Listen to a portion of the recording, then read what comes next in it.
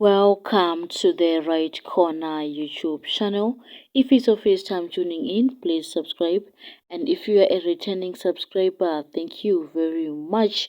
President Emmerson Mnangagwa is set to launch the National Youth Service in Zimbabwe at the Nakiwa Vocational Training Center in Uzumba Marambafungwe District in Mashonaland East Province on Friday, 24 May.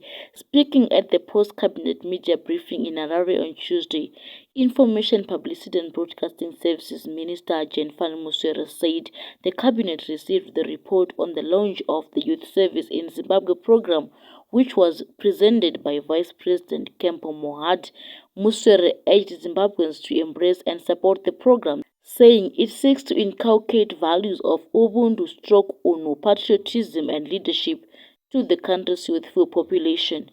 Formerly the National Youth Service, the Youth Service Zimbabwe program is a 6-month training course. Muswera said more than 30,000 youths drawn from Mashonaland East Province, as well as delegates from all the country's provinces, are expected to attend the launch.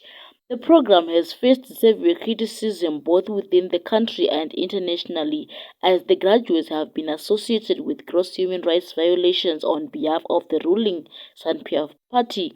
It was alleged that under the National Youth Service, the conditions in the service training facilities were bad and characterized by frequent hunger and sexual abuse of girls and women.